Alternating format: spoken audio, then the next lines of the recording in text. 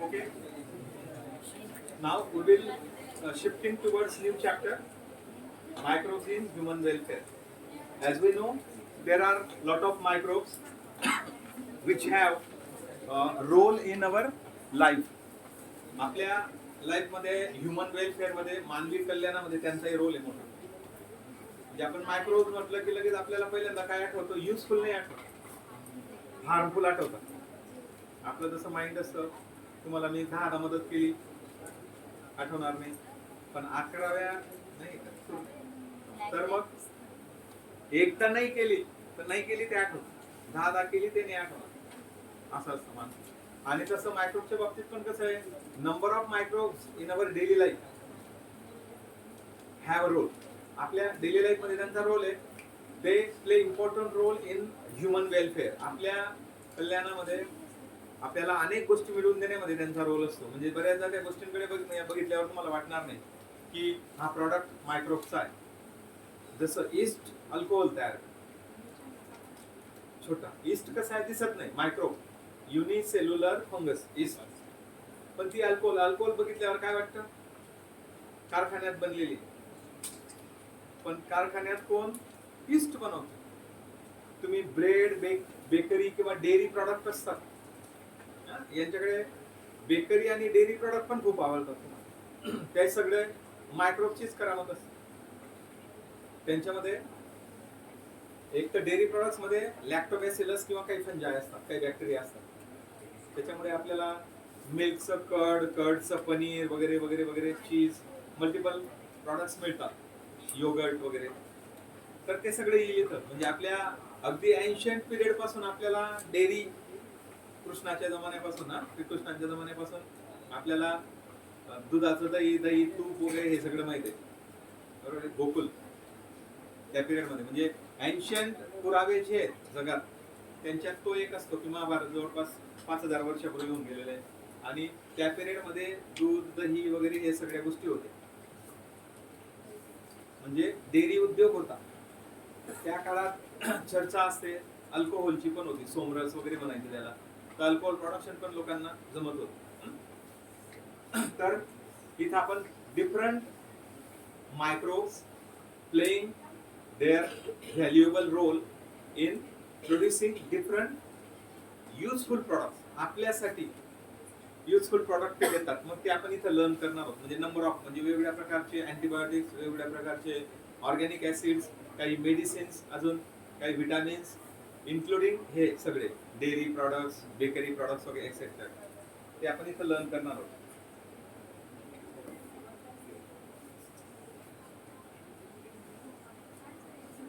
तर आता याच्यामध्ये टॉपिक्स टू बी डिस्कस, जे टॉपिक्स आपण आता इथं कसं आहे, सगळं आपण हे जे घेणार आहोत हे नेहमी लक्षात ठेवा. आपली नीट ओरिएंटेड बॅच आहे ही, आपण एनसीईआरटी बेस मध्ये चालवतो. बोर्डचे पॉईंट होतीलच, सुटणार काहीच नाही, पण एनसीईआरटी चा each and every topic in addition पण होतो. त्याच्यामुळे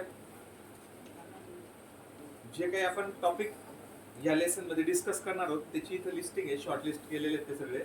मायक्रोब्स इन हाऊसहोल्ड प्रोडक्ट, हे काही लिहायची गरज नाही तुम्हाला, कारण या सगळ्या तुम्हाला मी आपल्या टेलिग्राम चॅनलला किंवा आपल्या ॲपमध्ये, स्कॉलर्स पॉईंटच्या ॲपमध्ये हे जसं सगळं शिकवतोय तशा सगळ्या पीपीटीज तुम्हाला टाकून देईल. जर आपण ॲपमध्ये टाकल्या तर तुम्हाला शेअर करता येणार नाही, पण मी टेलिग्राम चॅनलला टाकल्या. आता जाऊन तुम्ही स्कॉलर्स पॉईंट नावाचं आपलं टेलिग्राम चॅनल जे ते हे करायचंय.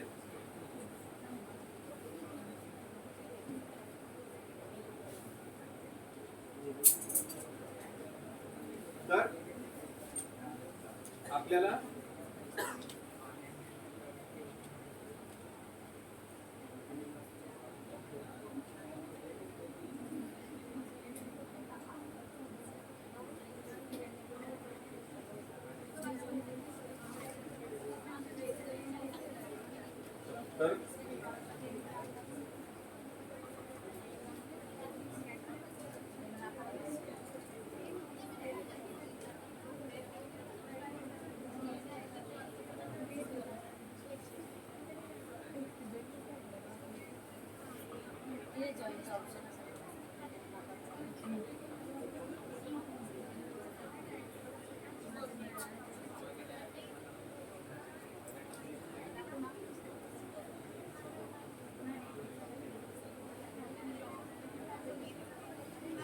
ठीक आहे. मायक्रोब्स इन हाऊसहोल्ड प्रॉडक्ट्स, आपले घरगुतीचे पदार्थ असतात, प्रॉडक्ट्स असतात, त्यांच्यात मायक्रोब्स असतात. जसं तुम्ही पूर्वी जे बनवायचो आपण इडली, डोसा, यांच्यात मायक्रोब्सचा यूज होतो. म्हणजे ते फर्मेंटेड प्रॉडक्ट्स आहेत ऍक्च्युली. आता आपण रेडीमेड पॅकेट्स आणले तर त्याच्यात केमिकल्स आहेत, कार्बोनेट्स असतात, तर ते पफी बनवतात. ऍक्च्युली पूर्वी मायक्रोब्स मुळे ते पफी व्हायचे, म्हणजे ईस्ट वगैरे असायची, ती कार्बन डायऑक्साईड रिलीज करायची आणि ते कार्बन डायऑक्साईडचे बबल्स त्याला पफी बनवायचे. आता आपण कार्बोनेट्सला हिट केलं की ते कार्बन डायऑक्साईड रिलीज करतात आणि आपण केमिकल पासून जनरेट होणारे कार्बनचे बबल्स आणि मग पफी पदार्थ खातो.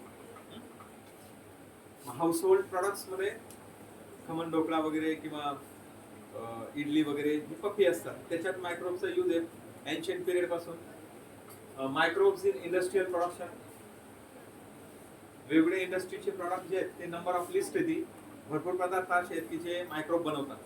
नंतर मायक्रोब्स इन सिवेज ट्रीटमेंट, जे सांडपाणी निघतं मोठमोठ्या शहरांचं, ते फर्स्ट, सेकंड आणि थर्ड, प्रायमरी, सेकंडरी आणि टर्शरी ट्रीटमेंट करतात. ती डिटेलमध्ये होईल आपल्याला. तिथं अनेरोबिक आणि एरोबिक बॅक्टेरिया आणि मायक्रोब वापरले जातात ट्रीटमेंटमध्ये. मायक्रोब्स इन बायोगॅस प्रोडक्शन, आपल्याला माहिती आहे की बायोगॅस म्हणजे मिथेन असतो, मिथॅनोजेन्स आणि बाकीचे दुसरे बॅक्टेरिया त्याच्यात इन्व्हॉल्व होतात. त्यानंतर microbes as a bio control agent, आपल्या शेतांमध्ये paste in agricultural field there are different harmful insect or harmful other animals are popularly known as pest. Paste म्हणतात त्याला. पेस्ट म्हणजे कोलगेट पेस्ट वेगळा आणि हा पेस्ट वेगळा असतो. तर पेस्ट कंट्रोल करायला बायो कंट्रोल एजंट म्हणून वापरलं जातं. म्हणजे एखादा इन्सेक्ट मारायचा आहे किंवा एखादा हार्मफुल ऑर्गॅनिझमला किल करायचं आहे तर आपण त्याच्यासाठी इन्सेक्टिसाइड, पेस्टिसाइड्स वापरतो. इथं त्यांचे नॅचरल एनिमीज वापरायचे, ते त्यांच्यामध्ये डिसीज निर्माण करून मारतील त्यांना. आपल्याला काही होणार नाही, क्रॉपला काही होणार नाही. मग त्याला बायो कंट्रोल म्हणतात. आणि मायक्रोब्स ॲज बायो फर्टिलायझर, काही मायक्रोब्स जसं नायट्रोजन फिक्सिंग बॅक्टेरिया, मायकोरायझा, हे बायो फर्टिलायझर म्हणून काम करतात. आणि ते प्लांटला, ऍग्रिकल्चरल प्लांट किंवा फॉरेस्ट प्लांटला ते एक्स्ट्रा न्यूट्रिएंट्स, फर्टिलायझरचा सप्लाय करतात. मग आपण त्यांना फर्टिलायझर, पण biological origin.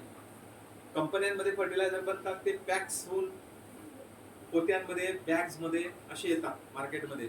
10 kilogram, 20 kilogram, 40 किलोग्रॅमच्या bags मध्ये मिळतात आणि मग शेतकरी आपल्या शेतांमध्ये त्यांना डायरेक्ट यूज करतात. ते इझी टू यूज असतात, पण ते इनऑर्गॅनिक फर्टिलायझर हार्मफुल असतात. आपल्याकडे नेचरमध्ये पण बायो फर्टिलायझर आहेत, काही मायक्रोब्स बायो फर्टिलायझरचं काम करतात. मग त्यांचा यूज किंवा ते कसं काम करतात नेचरमध्ये, म्हणजे मग हे 6 मेन इम्पॉर्टंट इश्यूज आहेत, टॉपिक्स आहेत जे आपण डिस्कस करणार आहोत.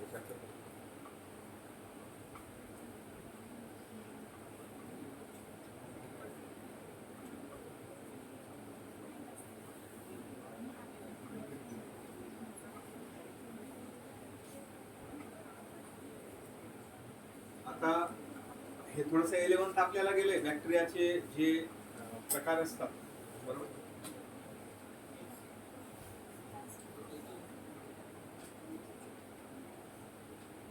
तर हा जो टाइप दिसतोय आपल्याला, कसे हे बॅक्टेरिया कसे आहेत, they are rod shape, rod like bacteria, आणि ते मॅग्निफाईड आहेत. किती? 1500 टाइम्स मॅग्निफाय केलेले आहेत. तर रॉड शेप बॅक्टेरिया म्हणजे बॅसिली, प्लुरल, 1 बॅसिलस, हे बॅसिलस आहे.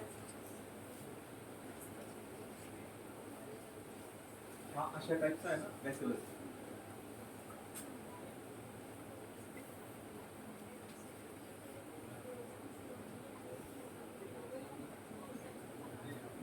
सिंगल बॅसिलस, मेनी बॅसिली, हे सगळे बॅसिली आहेत.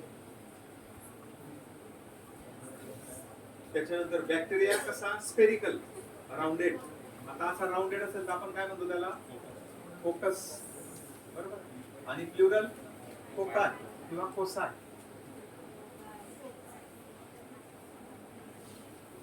फोकाय और कोसाय. मग हे पण मॅग्निफाईड आहेत तेवढेच, near about more than 1000 times. तर त्याच्यानंतर रॉड शेप बॅक्टेरियम शोईंग फ्लॅजेला. हा, मग आता हा नाही, रॉड बॅक्टेरिया रॉड शेप आहे, फ्लॅजेला आहे. हा नाही ना, जर स्पायरल शेपचा बॅक्टेरिया आहे तर तो हा बॅक्टेरियम असा आहे, तर मग हा स्पायरिलियम.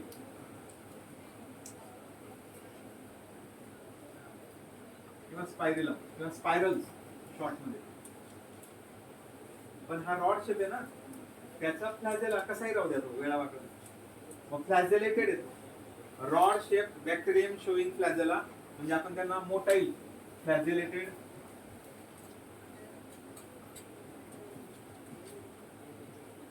बॅक्टेरिया म्हणजे हे मोटाईल आहेत. They can move. फ्लॅजेला आहे म्हणजे मूव्ह करतात फ्लॅजेलाचा यूज करून. बाकीचे आता यांना फ्लॅजेला नाही, यांना फ्लॅजेला नाही, म्हणजे दोघं पण कसे non motile. They have no flagella. मग हे 11th ला गेलेलं आहे तुम्हाला बॅक्टेरियाच्या याच्यामध्ये. ठीक आहे, पुढे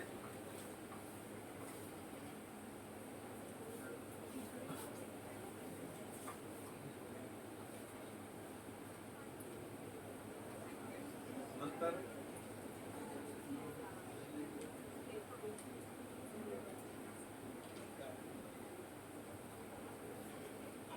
हे चालू होतं. एक स्लाइड पुढे गेली.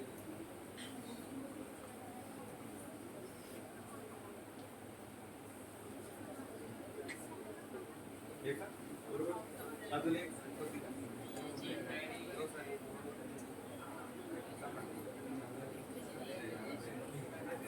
हे याच्यानंतर पुढची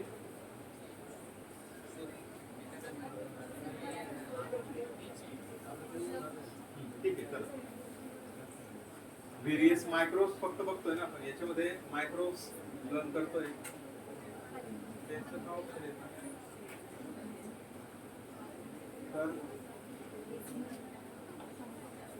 तर हा बॅक्टेरियोफाज.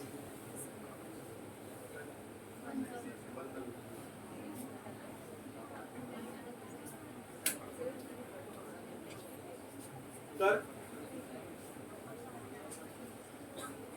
हा बॅक्टेरियोफाज आहे. बॅक्टेरियोफाज हा ऍक्च्युअली कुणाला इटिंग किंवा इन्फेक्टिंग, बॅक्टेरियाला इन्फेक्ट करणारा, त्याला इट करणारा म्हणजे इन्फेक्ट करणारा. हा कसा टॅडपोल सारखा व्हायरस आहे. हा व्हायरस आहे.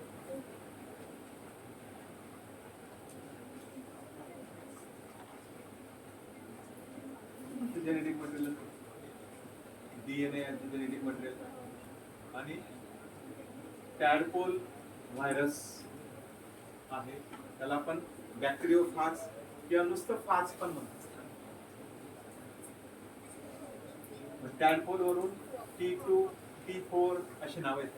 T4 tadpole 2, tadpole 6, tadpole 4, T4 bacteriophage, T2 bacteriophage असं आहे. ज्याच्यामध्ये त्याला हेड आहे, हे head this one, then a short collar, इथे छोटीशी कॉलर असते. त्याच्यानंतर मग ही बेसल प्लेट आहे, ही बेस प्लेट. आणि या बेस प्लेट पासून छोटे छोटे ह्या अशा बाहेर आलेले प्रोसेसेस आहेत, त्यांना प्रॉन्स म्हणतात. टेल फायब्रिल सारखे. आणि ही टेल, हेड, कॉलर आणि ही टेल. आणि हे टेलचे बेस प्लेट पासून टेल फायब्रिल्स पण म्हणतात, फायब्रिल असतात. आणि खाली पिन्स इथं. हे पूर्ण बॅक्टेरियोफाज एनलार्ज केलेला आहे सगळा. आणि त्याच्या हेड मध्ये असं पॉलिगोनल हेड आहे, contains DNA as a genetic material. बॅक्टेरियोफाज मध्ये नेहमी DNA असतं, RNA नसतं. कारण असे क्वेश्चन विचारतात तुम्हाला, जेनेटिक मटेरियल ऑफ द बॅक्टेरियोफाज लक्षात राहायला पाहिजे. कारण काय, जसं कोरोना व्हायरस, एड्स व्हायरस वगैरे यांच्यामध्ये RNA असते. प्लांट व्हायरसेस मध्ये RNA असते जेनेटिक मटेरियल मोस्टली. पण बाकीच्या दुसऱ्या व्हायरसेस मध्ये DNA असतो. नंतर हा adenovirus which causes respiratory infection. Adenovirus मुळे आपल्याला न्यूमोनिया होतो, बरोबर आहे ना. किंवा मग त्याच प्रकारचे डिसीज, आता हा कोरोना व्हायरसचा चुलत भाऊ आहे, बाबन घेतलाय तसाच येतो.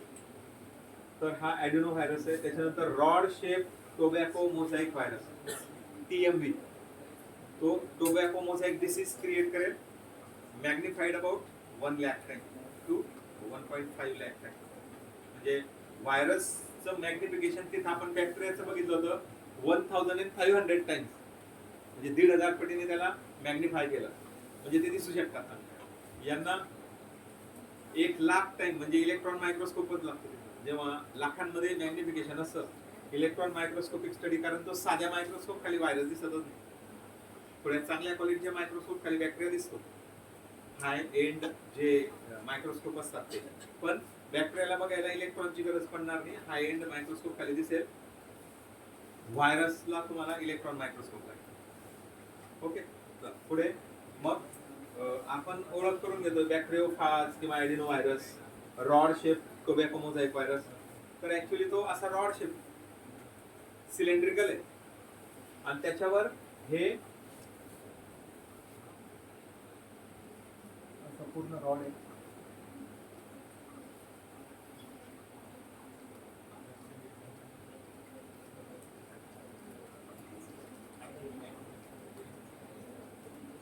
आणि हे त्याचे प्रोटीन कोट आहे कॅप्सोमियर्स, बरोबर.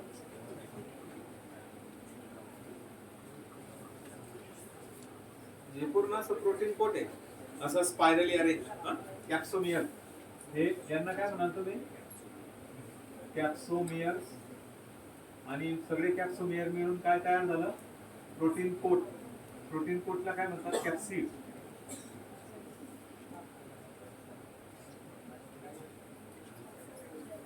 आणि इथं DNA असेल,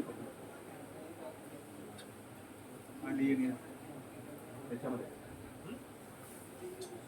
ओके, नाव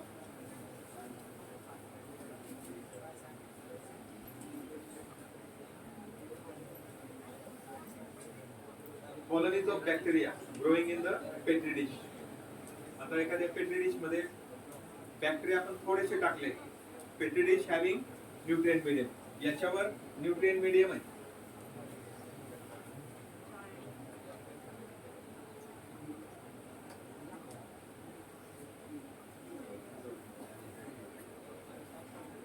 तर हे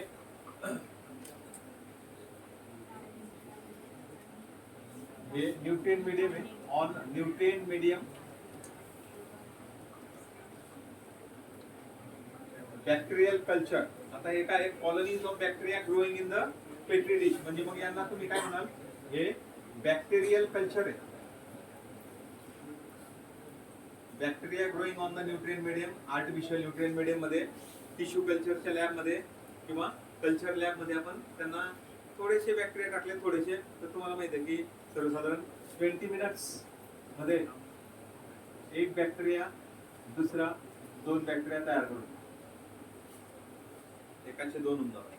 20-20 मिनिटात डबलिंग होतं, म्हणजे एका दिवसात अनेक तयार होतात, बरोबर आहे ना. एका तासामध्ये 3 सायकल असते, 20 मिनिटानंतर 2, 40 मिनिटानंतर आणि 60 मिनिटानंतर, बरोबर आहे. असं असं करत करत 24 तासांमध्ये इनफ नंबर तयार होते. ओके, कारण काय, 10 जरी सायकल झाल्या तरी 1024 होतं. आपण सेल डिव्हिजनच्या वेळेस बघितलं ना, म्हणजे 10 सायकल म्हणजे सर्वसाधारण 3-3.5 4 तासाच्या आत तुम्हाला हजारांमध्ये मिळून जाणार जर एकच टाकला तरी. आणि जर समजा तुम्ही दुसऱ्या बॅक्टेरियल कल्चर वरून नुसती एक निडल भरून आणली, तर निडलवर हजारो असतील, आणि ते असे नुसते टाकून दिले तर बघता बघता एका दिवसात तुम्हाला मिलियनच्या मिलियन मिळतील. चला मग हे पेट्री डिश मध्ये ग्रो केलेलं आहे fungal colony growing in a petri dish. आता फंगल कॉलनी दाखवली म्हणजे इथं बारीक बारीक फंगाय अशा ग्रो करते. प्रॉपर आलेले नाही फोटो. एकाच ठिकाणी फंगल ग्रोथ दिसेल तुम्हाला खूप मोठ्या प्रमाणावर. आणि मग ही फंगल ग्रोथ कारण फंगस पण न्यूट्रिएंट मीडियमवर एकदम रॅपिड ग्रो करते. बॅक्टेरिया पण न्यूट्रिएंट मीडियमवर रॅपिड ग्रो करतात. पण तुम्हाला एमसीक्यू विचारला जातो व्हायरस न्यूट्रिएंट मीडियमवर ग्रो नाही करतात. त्याला होस्ट सेल लागते. मग तुम्हाला विचारलेल ते viruses can not be grown on culture or nutrient medium. Culture medium nutrient medium मध्ये तो ग्रो करता येत नाही का? कारण व्हायरस यांना सगळ्यांना न्यूट्रिएंट मीडियम किंवा कल्चर मीडियम लागतं कारण हे खातात. दे ईट. बॅक्टेरिया ईट करतात. फंजाय ईट करते म्हणजे ईटिंग प्रोसेस होते. व्हायरस खातच नाही, श्वास घेत नाही, मेटाबॉलिझम करत नाही. म्हणून त्याला काही जण लिव्हिंग नाही म्हणत. लिव्हिंग नॉन लिव्हिंगच्या बॉर्डरवर आहे. त्याची बॉडी प्रोटीनने बनली, त्याच्यामध्ये डीएनए किंवा आरएनए म्हणून. कारण प्रोटीन आणि डीएनए आरएनए हे लिव्हिंग सेल मध्ये असतात. मग त्याला लिव्हिंग म्हणायचं पण त्याची सेल पण नाही. व्हायरसला आपण सेल नाही म्हणायचं, व्हायरल सेल नाही म्हणायचं, व्हायरल पार्टिकल म्हणतात. म्हणजे नॉन लिव्हिंग सारखा शब्द आहे तो. सेलच्या बाहेर पार्टिकल असतो आणि सेल मध्ये घुसला की ऍक्टिव्ह होतो, बाहेर इनऍक्टिव्ह असतो. मग तो खातच नाही. ते न्यूट्रिएंट मीडियम काय असतं? न्यूट्रिएंट आहे खाण्यासाठी. बॅक्टेरियाला लागतं ग्रोथसाठी, फंगसला लागतं, कुठले पण ऑर्गॅनिझम आहेत त्यांना न्यूट्रिएंट मीडियम खायला लागेल, त्याच्यावर ग्रो करतं. म्हणजे इव्हन इन्सेक्टला तुम्हाला ग्रो करायचं आहे ड्रॉसोफिला, तर इन्सेक्टला ग्रो करायला पेट्री डिश नाही झालं तर अशा काचेच्या बॉटल्स असतात, वायल्स असतात बिकर सारखे. त्याच्यात त्यांना खाद्य जे असतं न्यूट्रिएंट मीडियम ते टाकायचं. त्याच्यावर त्यांना बसता येईल अशी व्यवस्था करायची. काहीतरी असे टाकतात पेपरचे वगैरे असे आणि त्याच्यावर त्या ड्रॉसोफिला बसतात आणि फूड खाताना त्याच्या खाली जातात आणि वर येऊन बसतात या पद्धतीने. आणि त्याला असं मस्लिन क्लॉथ वगैरे लावलेलं असतं म्हणजे ते उडून जायला, त्यांना एअर वगैरे सगळं मिळायला पाहिजे. या पद्धतीने त्यांना कल्चर करतात. म्हणजे त्यांना पण इन्सेक्टला वगैरे सुद्धा न्यूट्रिएंट मीडियम लागतं कारण ते खातात. हा खातच नाही तर न्यूट्रिएंट मीडियम लागणारच, त्याच्यावर तो ग्रोथ करणार नाही. तो ऑब्लिगेट पॅरासाइट आहे म्हणजे त्याला होस्ट सेल लागते. म्हणजे virus requires host cell for multiplication. हे नेहमी लक्षात. तो होस्ट सेल मध्ये मल्टिप्लाय होतो, न्यूट्रिएंट मीडियम वर मल्टिप्लाय होणार. पुढे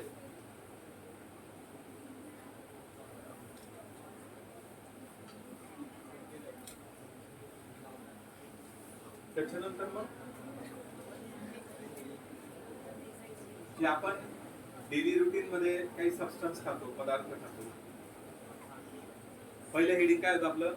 microbes in household products. Household products मध्ये मायक्रोब्सचा रोल. बॅसिला आहे.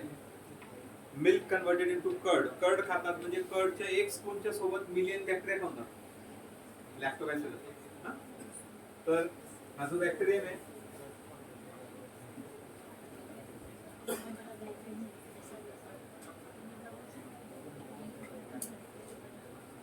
तर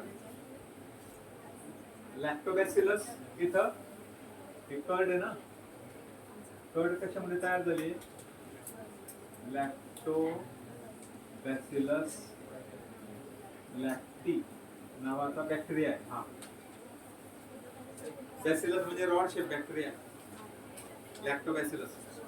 आणि त्याच्यापासून आपल्याला कर्ड म्हणजे कर्ड खातात तर कर्डच्या स्पूनच्या सोबत इथं बॅसिला आहे. मल्टिप्लाय होतात ना. कारण आज तुम्ही मिल्क घेतलं, हॉट केलं म्हणजे त्याला जर्म फ्री करतात तुम्ही. बिना हॉट केलेलं मिल्क, थंड मिल्क आणलं तुम्ही जसं तसं आणि त्याच्यामध्ये तुम्ही बॅक्टेरियाचं कल्चर टाकलं म्हणजे विरजन. विरजन म्हणजे काय, एक दुसरी कर्डची एक स्पून घ्या, ते विरजन आहे तिथं ते इनाकुलम म्हणतात त्याला. इनाकुलम असतं म्हणजे बॅक्टेरिया कंटेनिंग, जे बॅक्टेरिया मिल्कला कर्ड मध्ये कन्वर्ट करतात, लॅक्टोबॅसिला. तर लॅक्टोबॅसिलसचं कर्ड मधून आणायचं आणि त्याला टाकून दिलं. आणि दुसरं हॉट केलं. हॉट केलं म्हणजे काय फायदा होईल की त्या मिल्क मध्ये जर दुसरे मायक्रोब असतील तर ते सगळे मारायचे. ते आपण त्याला बॅक्टेरिया फ्री किंवा मायक्रोब फ्री, पॅथोजन फ्री करून टाकतो ते हॉट केल्यावर. नंतर कूल डाऊन झालं, वार्मर असताना थोडस मग आपण एक स्पून कर्डची म्हणजे बॅक्टेरियल कल्चर त्याच्यात टाकतो, होमोजिनियसली त्याला फिरवतो. असं केलं म्हणजे काय, ते बॅक्टेरिया ऍक्टिव्हेट होऊन जातील आणि तिथं आता दुसरे कुठलेच मायक्रोब नाही. त्याच्यामुळे त्यांचं एकटेच तिथं मल्टिप्लाय होतील रॅपिडली आणि आपल्याला रिझल्ट चांगला मिळेल. जर आपण थंड्या मिल्क मध्ये कोल्ड मिल्क जसं आहे तसं वापरलं तर तुम्हाला रिझल्ट मिळणार. कारण बॅक्टेरियल ऍक्टिव्हिटी थोडीशी वार्मर जर असेल तर चांगली असते कोल्ड मिल्क पेक्षा. मग ते जसं आहे तसं मिल्क घेतलं तर तिथं इतर दुसरे बॅक्टेरिया पण असतील, एअर मधून फंगल स्पोर पण राहू शकतो आणि तिथं तुम्ही बॅक्टेरिया टाकले तर तुम्हाला जो रिझल्ट असा दिसेल तो दिसणार. तिथं दुधाचं दही होण्याच्या ऐवजी दूध नसून जाईल, खराब होईल पाण्यासारखं. आता त्याला जसं पाहिजे तसा रिझल्ट तुम्हाला मिळणार नाही. टेस्ट पण बदलून जाईल कारण बॅक्टेरियाच्या सोबत दुसरे पण आहेत, ते पण त्यांची ऍक्टिव्हिटी करता येते. इथं फक्त आपण लॅक्टोबॅसिलसची ऍक्टिव्हिटी इन्हान्स करतो, अलो करतो, बाकीच्यांना किल करून, हीट किल करून. पाश्चरायझेशन म्हणतो, लुईस पाश्चरची मेथड. पाश्चरायझेशन म्हणजे काय, हॉट किल करायचं स्पेसिफिक स्टेप मध्ये.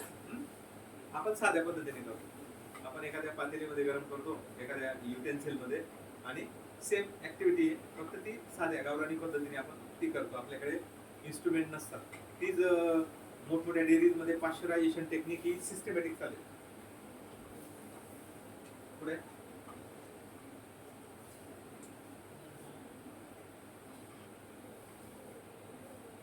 हाऊसहोल्ड प्रोडक्ट्स मध्ये लॅक्टोबॅसिलस और lactic acid bacteria, lab short form त्याला काय म्हणतात, लॅक्टिक ऍसिड बॅक्टेरिया, LAB असं NCERT मध्ये शॉर्ट फॉर्म वापरतात. आपण दाखवला मागे, मोठा दाखवलेला, छोटासा दाखवलाय, कर्ड दाखवली आणि त्यांचे वेगवेगळे प्रॉडक्ट असतात. मिल्कशी रिलेटेड कर्ड, चीज, योगर्ट वगैरे वगैरे असे अनेक प्रॉडक्ट आहेत. पनीर हे मायक्रोब्स मुळेच होतात प्रोसेसिंग, फक्त प्रत्येकाची ऍक्टिव्हिटी वेगळी राहील. लॅक्टोबॅसिलस म्हणजे लॅब काय करतो, it converts milk to curd by producing acid, lactic acid तयार करतो तो. त्याच्यामुळे मिल्कचं कडलिंग होतं, सोरिंग होतं. Producing acids that coagulate and partially digest the milk protein. त्याच्यामुळे काय होतात, मिल्क प्रोटीन पार्शियली डायजेस्ट होऊन जातात.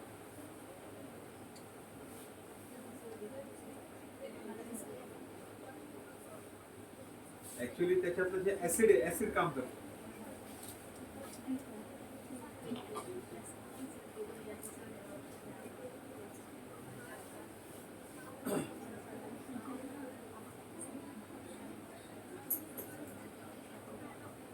That coagulates and partially digests the milk. म्हणजे मिल्कचं कर्ड कसं तयार होतं, lactic acid, bacteria produces lactic acid which coagulates, म्हणजे ते मिल्क फ्लुइड फॉर्म मध्ये असतं, ते घट्ट होतं, कोॲग्युलेट होतं आणि त्याच्यातले जे प्रोटीन आहेत ते पार्शियली डायजेस्ट होतात. कुठलं प्रोटीन असतं, केसिन.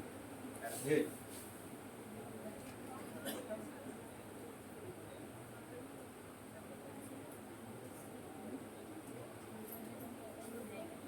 त्याचं कन्व्हर्शन होऊन जाईल. त्या ऍसिड मुळे काय होणार आहे, मिल्क प्रोटीन डायजेस्ट होतात फर्स्ट स्टेप मध्ये. पॅराकेसिन म्हणजे थोडस easy to digest.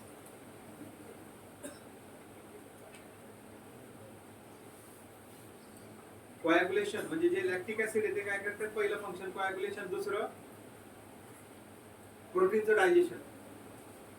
Fresh milk can be converted into curd by adding some curd containing LAB. म्हणजे त्याच्यात मग दही घ्या, थोडी कर्ड घ्या स्पूनमध्ये आणि ती मिक्स करावी लागेल. मग त्याच्यातले ते लॅक्टोबॅसिलस लॅक्टिक ऍसिड तयार करायचं काम करतील आणि ते लॅक्टिक ऍसिडमुळे मग एक कोॲग्युलेशन सुरू होतं. केसिनचं पॅराकेसिन म्हणजे मिल्कचे प्रोटीन आहेत ते पार्शली डायजेस्ट व्हायला लागतील आणि पुन्हा इन्क्रीजेस त्या कर्ड मध्ये व्हिटॅमिन 12, कारण हे फार कमी मिळतं आपल्याला. व्हिटॅमिन 12 जास्त करून सी फूड मध्ये जास्त असतं आपल्या जनरल फूड पेक्षा, पण मिल्क मध्ये टू सम एक्सटेंट आपल्याला व्हिटॅमिन 12 मिळतं.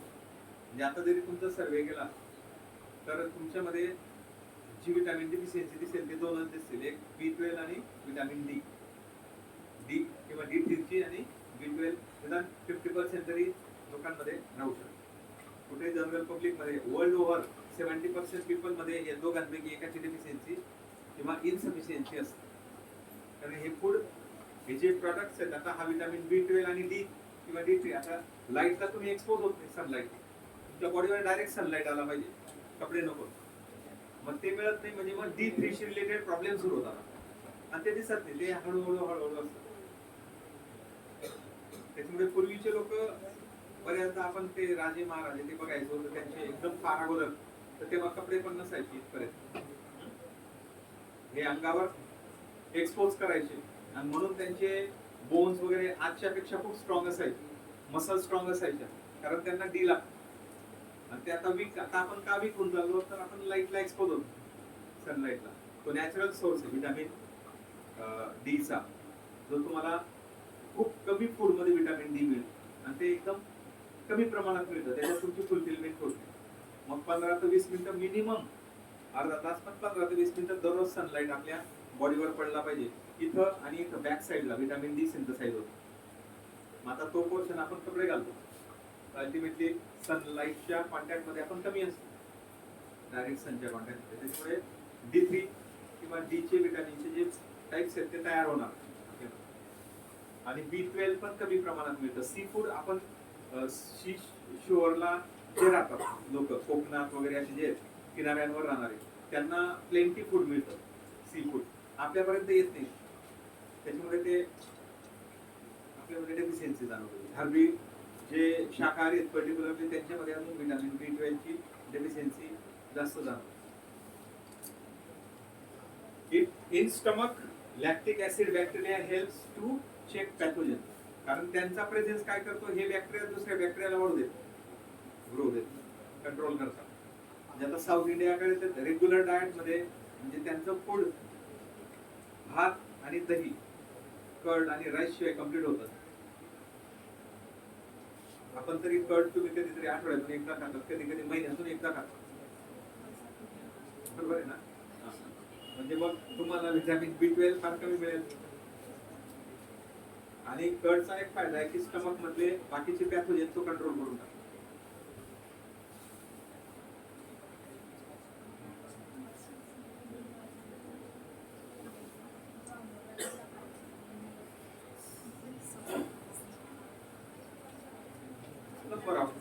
जे काही प्रॉडक्ट आपण करतो, कॉफी, स्पॉन्जी असे जे प्रॉडक्ट आहेत, फूड प्रॉडक्ट, त्यांच्यात पण सगळे मायक्रोब वापरले जातात. मायक्रोब म्हणजे फक्त बॅक्टेरिया का नाही, नंबर आपले ईस्ट पण येते, फंजा येतात, बरोबर. बॅक्टेरियल फर्मेंटेशन म्हणजे ते अनएरोबिक रेस्पिरेशन असतं. Fermentation is called anaerobic respiration, एरोबिकला नाही. फर्मेंटेशनचं meaning actually to ferment means to boil. हे जे काही असतं फर्मेंट वर्डचा मिनिंग काय आहे,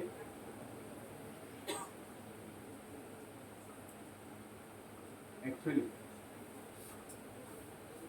म्हणजे अल्कोहोल जेव्हा बायोलॉजिकली तयार केलं त्यांनी सुरुवातीला, मग ते अल्कोहोल तयार करताना एक प्रोसेस करावी लागते, त्याला हीट करावं लागतं, बॉईल करावं लागतं. बॉईल केलं की मग ते इव्हॅपोरेट होतं आणि त्या मिक्स मटेरियल मधून अल्कोहोल बाजूला करतायत, डिस्टिलेशन म्हणतात. वॉटरचं डिस्टिलेशन, तसं अल्कोहोलचं डिस्टिलेशन. दोन प्रकारचे बिव्हरेजेस मिळतात आपल्याला अल्कोहोलचे, एक डिस्टिल्ड बिव्हरेजेस आणि अनडिस्टिल्ड. वाईन आणि बियर अनडिस्टिल्ड असते, प्युअर फॉर्म मध्ये जशी आहे तशी, तिला डिस्टिलेशन केलेलं नसतं, हीट देऊन इव्हॉपरेट करून एका साईडला, जसं आपण डिस्टिल वॉटरचा प्लॅन कसा असतो, इकडे एक ग्लास जार असतो, त्याच्यात पाणी ठेवलेलं असतं, त्याला हीट करतात, तर त्याचे वेपर्स तयार होतात, वॉटर वेपर, आणि ते वॉटर वेपर आपण एका ठिकाणी कलेक्ट करतो. कारण हे प्लेन वॉटर विथ मिनरल असतं, आणि डिस्टिल वॉटर प्युअर वॉटर, त्याला प्युअर वॉटर म्हणतात. म्हणजे वेपर पासून जे तुम्ही कलेक्ट करतात ते प्युअर वॉटर, किंवा आकाशातून रेन वॉटर पण डिस्टिल वॉटर असतं बऱ्यापैकी. हे तसं असतं. आणि अल्कोहोल जमा करताना पण पूर्वीचे लोक हीट करायचे आणि मग अल्कोहोल बाजूला करायचे.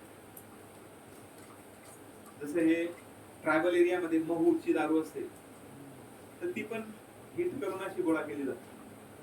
मग हे डिस्टिल्ड प्रॉडक्ट असतात, डिस्टिलेशन करून अल्कोहोल मिळवतात आणि त्याचे प्रॉडक्ट तयार करतात. आणि अनडिस्टिल्ड म्हणजे ऍज इट इज, त्याला हीट करायचं नाही, फक्त इम्प्युअर फॉर्म मध्ये जशी ती नॅचरली तयार होईल तशा फॉर्म मध्ये अनडिस्टिल्ड बियर किंवा वाईन असते. मग फर्मेंटेशन ऍक्च्युअली टू बॉईल, याच्यावरून दिलं. ऍक्च्युअली फर्मेंटेशनचा मिनिंग लॅटिन मध्ये टू फर्मेंट म्हणजे टू बॉईल असं आहे, पण ऍक्च्युअली फर्मेंटेशन म्हणजे काय, आपण काय घ्यायचं, anaerobic respiration, aerobic respiration, anaerobic. ज्यांना ऑक्सिजन लागत नाही, आता लॅक्टोबॅसिलसला ऑक्सिजनची गरज नसते, ते अनएरोबिक रेस्पिरेशन करतात. मग त्याला अनएरोबिक रेस्पिरेशनला ओल्ड नाव, रॉंग नाव दिलं गेलेलं आहे, काय, फर्मेंटेशन. पण फर्मेंटेशन शब्दाचा अर्थ काय, बॉईल करा, उकळा असं आहे. पण तो तसा चालू. सेल म्हणजे empty compartment. Cell empty compartment आहे का, फ्लुइड फील्ड, सायटोप्लाझम, त्याच्यामध्ये नंबर ऑफ ऑर्गेनेलिज, सेलमध्ये इतके कंपोनंट आहेत, इतके सबस्टन्स आहेत की त्याच्यावर एक स्वतंत्र बायोलॉजीचं सायन्स तयार होऊन गेलं, सेल बायोलॉजी, सायटॉलॉजी, एक सब्जेक्ट. आणि न्यूक्लियस मध्ये जेनेटिक मटेरियल आहे, डीएनए, आरएनए, त्याच्यावर जेनेटिक्स तयार होऊन गेले. बायोटेक्नॉलॉजी झाला, जेनेटिक इंजिनिअरिंग, 3 सायन्स तयार होऊन गेले नुसतं जे डीएनए वरून आणि जीन वरून. तर सेल मध्ये तर खूपच मोठी गोष्ट आहे. तर मग ओके, पुढे बॅक्टेरियल फर्मेंटेशन म्हणजे हा शब्द लॅटिन मध्ये, ग्रीक मध्ये टू फर्मेंट म्हणजे बॉईल असं लक्षात ठेवा. But actually fermentation means anaerobic respiration in Dove. Dove म्हणजे काय, तुम्हाला खमण ढोकळे तयार करायचे तर ते पीठ, त्याच्यात पाणी टाकलं तर कणिक बनते त्याचं पीठ पण पाणी टाकलेलं, कोरडं पीठ आहे, फ्लोअर आहे, ओल्याला पीठ नाही म्हणणार मग तुम्ही, त्याला कणिक म्हणतात. तर ते डव पण म्हणतात, डो म्हणतात. तर हा डो तयार झाला तर pronounce use to make food such as dosa, idli किंवा ढोकला. तो पण पफी आहे ना. पफ्ड म्हणजे spongy. Puffed up appearance of the dough is due to production of CO2 gas. आता याच्यामध्ये ऍक्च्युअली जेव्हा CO2 प्रोडक्शन होतं, ईस्ट पण करते किंवा काही बॅक्टेरिया CO2 रिलीज करतात, मग ते CO2 रिलीज करणारे ईस्ट पण करते. बेकरीमध्ये ईस्ट वापरतात, बेकर्स ईस्ट असा शब्द. बेकरीमध्ये बेकर्स ईस्ट ते असते. तुम्ही मार्केटमध्ये गेले, मोठ्या मॉल्समध्ये बेकर्स ईस्ट मिळते आपल्याला, किंवा मोठ्या दुकानांमध्ये पण मिळते. घरी जर तुम्ही ब्रेड वगैरे तयार करत असाल तर बेकर्स ईस्ट काय करते, CO2 रिलीज करते. आणि ईस्ट मध्ये स्वतः न्यूट्रिएंट आहेत, विटामिन्स वगैरे मिळतात, मिनरल मिळतात आपल्याला. ईस्ट त्याच्यासोबत तुम्ही खाऊन घेतली तरी काही प्रॉब्लेम नाही. जसं मिल्क चे कर्ड होतं, कर्ड मध्ये तुम्ही कर्डचे जे न्यूट्रिएंट्स आहेत त्याच्यासोबत तुम्ही बॅक्टेरिया पण मिळून घेता. तसं इथं पण आहे, त्याचा बेनिफिट मिळतो. आणि जसं CO2 रिलीज होईल तर तो पिठातलं जे ग्लुटेन प्रोटीन असतं त्याला असं गोल करून टाकतो आणि पफिनेस येऊन जातो. आणि मग आपल्याला पफ्ड अप म्हणजे स्पॉन्जी पोरस फूड खायला मिळतं. म्हणजे ते जे डो आहे ते कसं होईल, स्पॉन्जी होऊन जाईल, एरिएटेड होऊन जाईल. ओके, मग आता तेच एखादा ढोकळा, खमण ढोकळा तुम्ही खातात तर तो स्पॉन्जी खातात त्यावेळेस. आणि एखाद्या वेळेस एखादी मुलगी नवीन पहिल्यांदाच बनवते तर तो ढोकळ्याचं जे पीठ असतं त्याच्यात जर कॉम्बिनेशन जमलं नाही तर ते पिठलं भाकर होऊन जातं, असे घट्ट होऊन जातात. मग तरी घरचे आनंदाने खाऊन घेतात, बिचारी ताईला त्रास नको व्हायला म्हणून. मी बनवायला गेले काही होऊन गेलं काही गेले. हा मग जमत नाही आजकाल मुलींना तर काही बघा इथे एवढे त्यांना यांच्यातून 25% मुलींना जमेल, पोरांना पण जवळपास 25% जमेल. सेम रेशिओ विदाउट ट्रेनिंगच करतायत ना. हा ते काय कट करायचं नॅचरल आहे, त्याच्यामध्ये इस्ट वगैरे काही नसते, बॅक्टेरिया नसतात, कार्बोनेट्स आहे, खाण्याचा सोडा असतो ना. आणि तो काय करतो, त्याला हिट झाली की तो CO2 रिलीज करतो आणि मग ते पफी होत. मग बाहेर मार्केटमध्ये जर तुम्ही गेले दुकानांवर तुम्हाला जास्त पफी आणि घरात केलं तर कमी पफी. मग आपण घरात तो सोडा आहे म्हणून तो कमी टाकला जातो, तुम्हाला अपाय करतो जास्त. तुम्ही जितका जास्त टाकला तितका जास्त पफी होऊन जाईल, पण तुम्हाला प्रॉब्लेम करेल ना. सोडा खायचं लिमिट आहे ना, किती खायला पाहिजे फूड मधून, हार्मफुल आहे. पण ते आपल्याला इन्स्टंट पाहिजे, इन्स्टंट पॅकेट्स मध्ये असं आहे की तुम्हाला तो केमिकलच्या थ्रू, खात्या सोड्याच्या थ्रू, म्हणजे इटिंग सोडा जो आहे त्याच्यामधून असेल, येस्ट नाही राहणार. मग हे सगळे प्रॉडक्ट्स जे असतील ते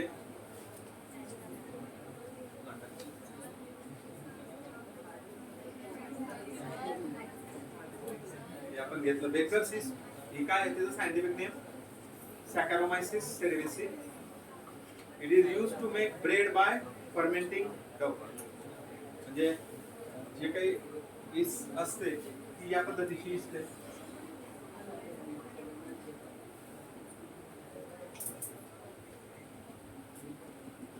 आणि तिला ती बड तयार करते.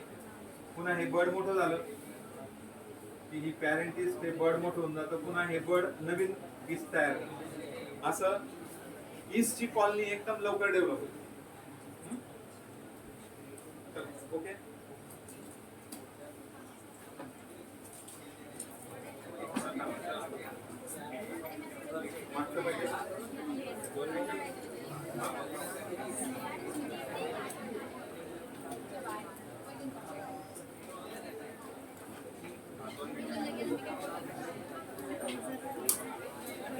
अगोदर बोललो ना,